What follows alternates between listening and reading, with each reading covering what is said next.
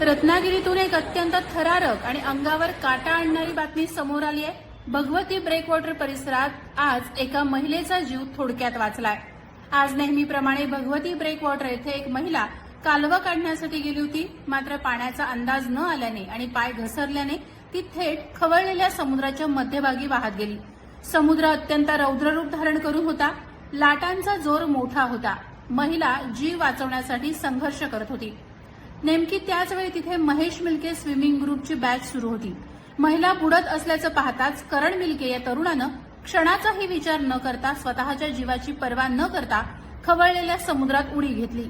समुद्र प्रचंड खवळलेला असतानाही अत्यंत शर्थीचे प्रयत्न करून त्या महिलेला त्याने सुखरूप बाहेर काढलं। स्वतःच्या जीवाची पर्वा न करता त्यानं हे धाडस कसं केलं, ऐकूया थेट त्या घटनेचे साक्षीदार आणि त्या महिलेचे प्राण वाचवणारे करण मिल्के यांच्याकडून।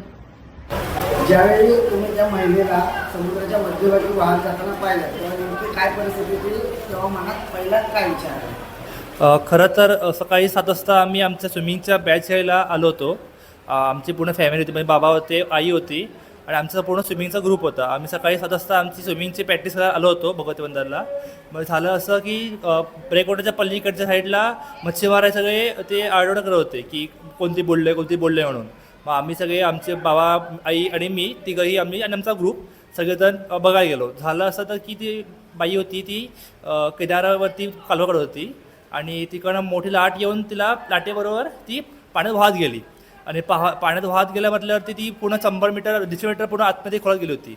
झालं असं की बाबा म्हटले की लगेच तू खालती उतर, कारण की आसपास कुठे अशी रेस्क्यूसाठी काहीच नव्हतं। तर मग मी किनाऱ्यावरनं उतरलो आहे खालतीचा। खवळलेला होता आणि अशा परिस्थितीत स्वतःच्या जीवाची थोडीशी भीती वाटते का आपल्याला? मनात काय होतं? मनात म्हणजे लहानपणापासून आम्ही तिथे प्रॅक्टिस करतोय। मग मला तिकडचा ॲक्च्युली सगळा एरिया माहिती आहे आणि पाणी खवळ असल्या लहानपणापासून आजोबा आणि बाबा आम्ही लहानपणापासून खवळलेल्या पाण्यात स्विमिंग करतो। पण एक लहानशी भीती होतीच की खडपा ठिकाणी पण उतरतो म्हटल्यावरती। पण आपल्यासमोर एखादा आपण स्वतः स्विमर असून समोर आपल्या एखाद्या व्यक्तीचा जीव जातो, हे खरं तर खूप चुकीची गोष्ट आहे। त्यामुळे आमचं असं होतं की पहिलं म्हणजे माणसाला वाचवायचं असं आहे।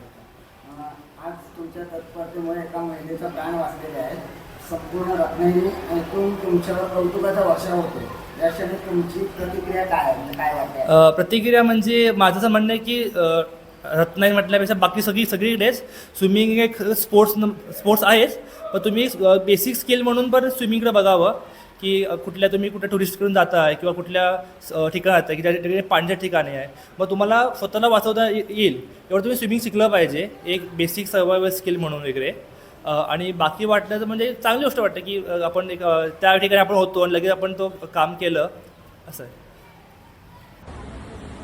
खवळलेल्या समुद्राशी 2 हात करत या ग्रुपनं दाखवलेल्या या शौर्याचं आणि तत्परतेचं सध्या संपूर्ण रत्नागिरीत कौतुक होत आहे। प्रहार डिजिटलसाठी शुभम पवार, रत्नागिरी।